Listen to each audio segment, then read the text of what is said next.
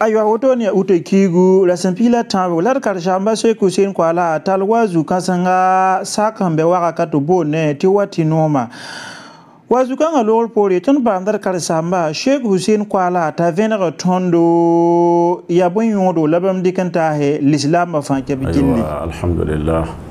wa sallallahu wa sallam wa baraka ala rasulillah wa ala alihi wa ashabihi wa man wala pour wannan baraka la sehir wende ko posola tirare ko tentuma Muhammad sallallahu alaihi wasallam yini zakram la sahabsi la ne woni son wanda biyam ne pupiram nan to ontan yabuda rare ya sida runda arzumo zawre ya wala muharram ju rasma nasi hijra wa yum tuhul ko nasi la bisna la tabo ya udde kiwra ham pila tabo lande 2021 wannan boom la yulose de ton c'est des incarcara na wa sakni mbonti wati noma la ton wa me la emir mbonti masjidu shukri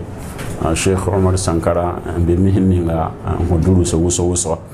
donc ne kan samba Sheikh Sanusa Sawado la mi kemetri wonga rwana sonsane sakaramba ya l'islam ba la convenam wonnam dina pora la sonsora ayime dia gomzugu hunta tonkore ne wala zugoda wenga l'islam zugoda akhlaqul muslim la sonsa yime en ya wala baratabo ne nan bogoda le sonsa hanta tonkore l'islam hun somanta la zugo songo ninga la tonnon ta songo ne ma business ya l'islam ba tadina sabe on convenam asoma ntallame wala popelam yi sidi soba yi ne nama talbasm yam nan talti songo na yisugul soba defanda mabiga nan loye bongo songo ni man la won zera zanga mi ni zuyor han kamandare mabisi zutu bor han pa har yiba liban sosa han ta tonkore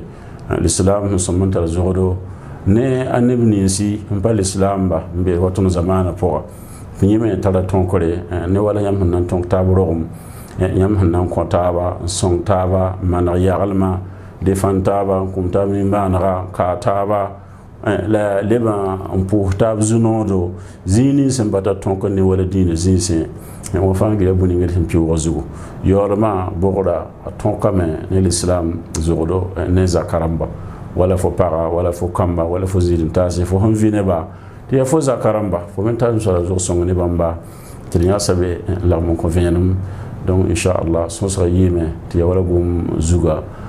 boira tamba woto inshallah kane obso ko dar karshamba Sheikh Hussein kwala bam tema pourquoi bam goma me vi mentari yelle nyam hanan vi ne tab saka pourquoi ken real islam ba ken real islam ba ina mana wana to ron vi mde on kontab hakiramba aywa alhamdulillah mujaddada yasida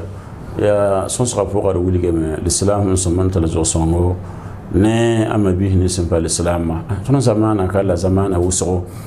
wulige mti ne ba jendara taba turum damba sabaminga l'islam bébé un pas l'islam bébé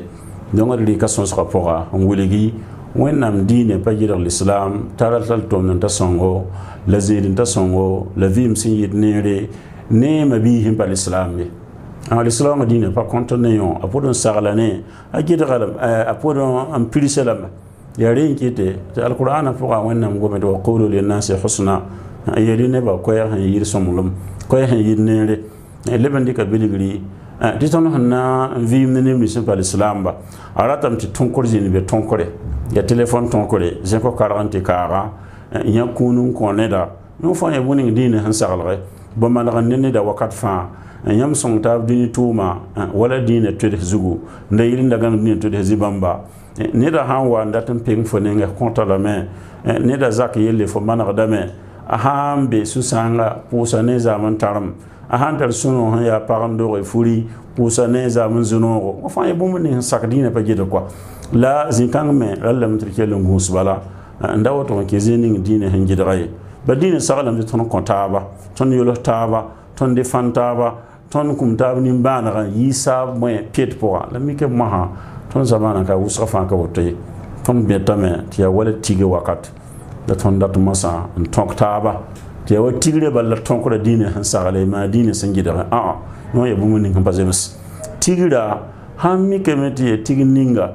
dine hon ko sore yen yel kabewa furia zulu kuria fo pusa maria ni zuno ya bobu mun kwa yel kabewa apara ndo de fo man supu fo ba sa fan kwa ta so bi gidar kabewa la haya wala no welle wala tan wala so baramba le la mi so man gunsu ne yel bamba ti bangare ba hangomma kaba min ki zamana ramba kaba min ki ka zamana kama pa ta pawum tabi ba mi bora min wennam ninge to ko ne ba dina hangana to dina me pa kana rundo apa kana zama ya yum tu hulla zakiyelle donc ya rinki tizikanga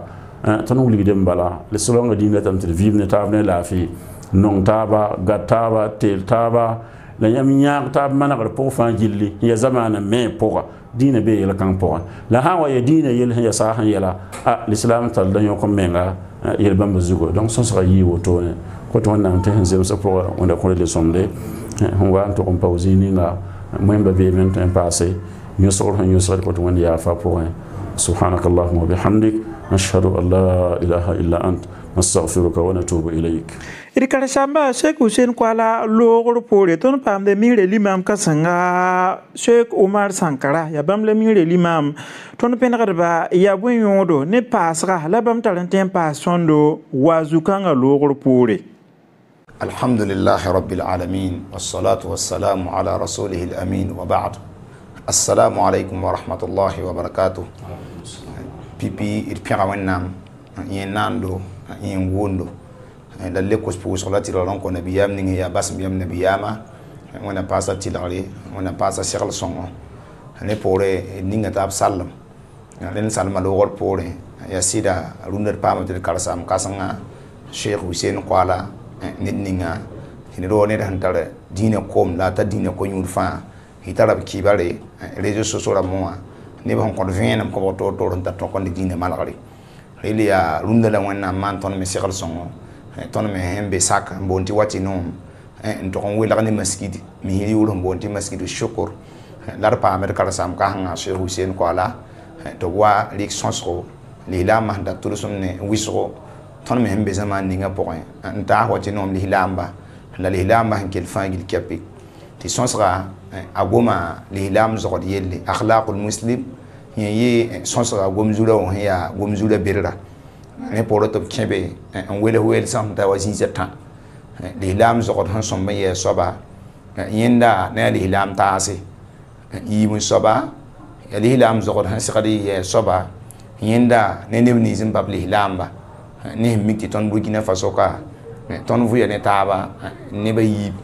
ya ne ya li lamba ya ne ban bali lamba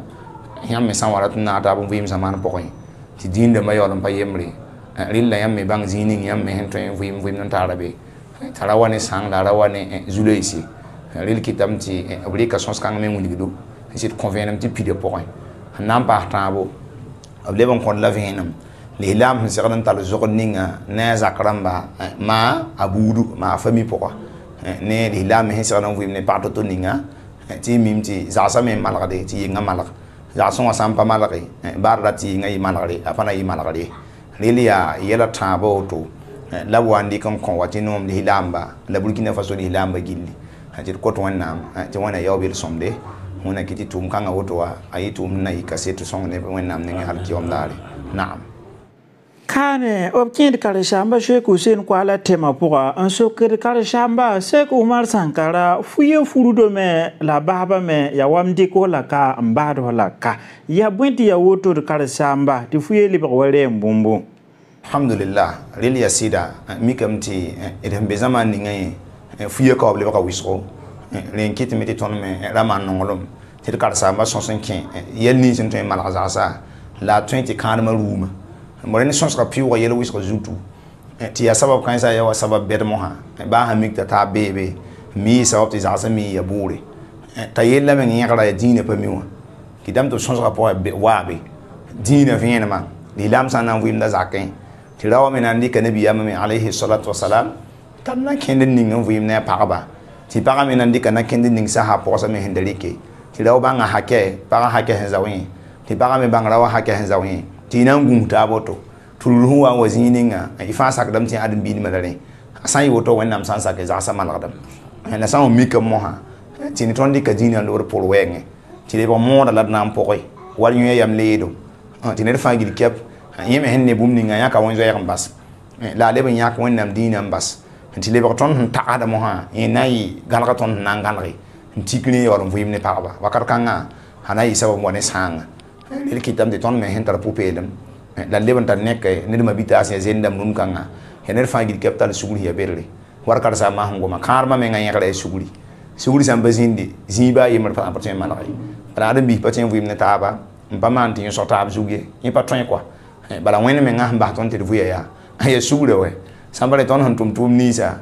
a yibe wã n tʋg n tã midi tɛk tõnd sẽn tʋmde ra seka wẽnnaam halka d n biisã fãa la wẽnnaam maand la sugri n kell n baas n yelba tɩ d sã n ket n tuub n lebsd meng yã wẽnd nengẽ a reeda tuubga rel sugr sã n zĩnd wɩsg kãadmã pʋgẽ tɩ maag meng zĩnd wɩsg kãadmã pʋgẽ tɩ ned wo ned sẽn wa n tar zula yaga kãadmã pʋgẽ tɩ yẽ me pa mi sobg ne tõe n dɩk dĩinã pɔta yɩ tɩ b tɩɩm n kõ yẽ pa nebã fãa n kareme bɩ a pẽlg bãngdba la a pẽlg moẽmba pa na n tõog n paam vẽenem ninga sẽn tõe n malg zagsa n togsd nebã fãa taoore tɩ ned wa yik n tar la zak yell n kẽng moẽmba zak n tɩ pa yẽ yib zĩig n kõ ye abadan dĩinã yaa dĩin sẽn gom vɩɩm yelle la a gom ãdem-biinã a soaba yelle la a gom ãdem-biinã a vʋt n taasa yelle rẽnd dĩinã tɩ pa zagsã yɛl n kõ tõndo rẽnd sẽn mi yẽ me miim sẽn pa miame sãn pa wala a maana kʋʋ koɛɛga maa koɛɛgre n pa lik moẽmba nengẽ wẽnd sakr poorẽ a paamda vẽenem rẽnd sã n yɩ woto tagdame tɩ wẽnnaam sã n sake fɩ ye ka b na n kolg yogo malg me na n wa zagsã pʋgẽ naam wassalamu alaikum warahmatullah wabarakatuh tore tɩ d naka pʋs taaba d na n tɩ naaga taab n kelgd karen-saamba sẽn kõ saglga sẽn na rat n kẽ furo pʋga ne sẽn zembe furo pʋga bɩ nik fãa kelge la a modge n paam bũmbu kelgrã pʋga ned n tɩ a rẽn tɩ ro pagã namba yõ ya yɛl sẽn ket n be rũndã tõnd da tẽed ya yel sẽn da mi tɩ b geta ket n beeme fo sẽn na n tog n peng nina menga ne tõe n tɩ penga nina zak bɩ nina bõe ma nina mobile n tog n bao paga n na yɩl n paam n belg n kẽ kãadem n bãne tɩ belg nina woto tɩ yẽ goe wagd ye mell mi tɩ noom le tɩ meng na yẽ sẽn pa tara noom le tɩ meng n dara sɩga yẽ pa tar ye tʋʋma zĩig la yẽ goe par noomã tʋʋma zĩig n wa kẽes wẽnnaam yen poaka moasã n wa zagb neda yaool n wa zĩig maanda tɩ ne yaa woto la fo n pa nin-tɩrga dũni pa woto ye ned fãa yɩ sɩd soaba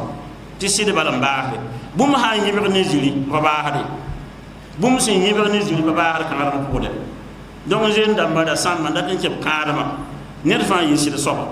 fo sã n ba wẽnnaam yen poaka togsa fo fõo tɛkã togsa fo menga alkadre fo meng sã n mis menga mi fo sẽn tõe n zĩnd ya tɩ pagã bãng yẽ pa namsã taab ye la yãmb ne liib taab woto wa y sãn liib taaba ra ning yɛla sãn wẽ puk woto n sa a lebga yel bala yãmb yella sãama yĩne fu dẽmbe yɩ kiu wotã tɩ lebg goama aba kiu wa naase goama yʋʋmde goama est ce que yõ na seka goam meng la baka n na barg bɩ seka goam la yaa sẽn dog kambã n dog yɩ tãab wa naas lebg wẽna yãmb me sõnga tɩema ne taaba yẽ yɩb ya gom bõonega kae od na ya bõonega n na ya goama wa la rũndã kõonega me goama yɩɩda kʋda mosã soke moẽmba ada bõn zĩ d bãng tɩ baala rũndã fu baala b zu-leesã yɩɩda fu kʋda ba bõe yĩnga bal tõnd zamaana tõnd geta nin-pukra d get rezo soso wa sẽn wa ne vi yaoogã n kẽ nebã nebã tẽ t'a yaa sɩda ad pa sɩddɛ sɩda la sẽn be fo taoora d fãa yaa magb bala yãmb bãne donc d vɩɩm taaba ne sɩda d vɩɩm taaba ne alkawl pidsgu sõor wa nin sẽn pʋlme sã n wa ka ne janvier wa isgu jar paala mun te burgum da sena ka wa yẽ bala n da n kõ fo fo sẽn wa n ta wa wed yaagame ka tõe n paame yaa ye maame nda yeer ya la wẽnnaam pa lokame fo pa talla pʋlem ne lima taquluna ma la tafalun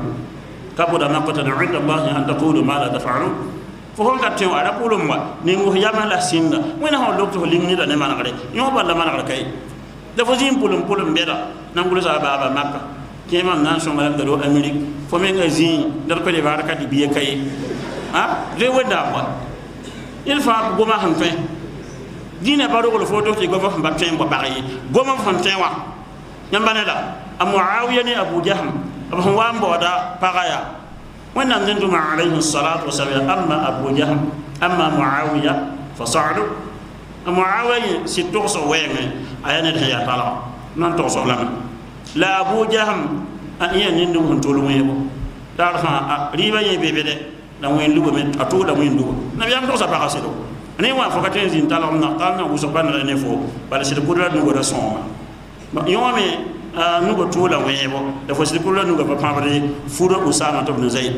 tan fura be waye wen hasaka yi da son an furo yilla man ka be don furu ya sidzinga ni ba ne sida la yi pour e fo ha mpolo me pdc nan panela ni na wata zime yela bakati fo han to mon kan qur'anan so bala mpan le fur ba kan pa fo yi no fa ya yalla ma to to bi ti ba ma yiki ya me dan dola yong la winiga ambene an swaka fa an solo na al qawmil kafirin mba han ko ji fo ji mbo ra buyen ba to ko fo yo ko de yo kanga ko nan jinga action social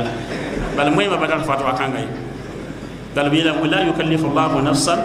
illa wusaha wen ba do mi wara han batna wa fo ro la me nga fam batna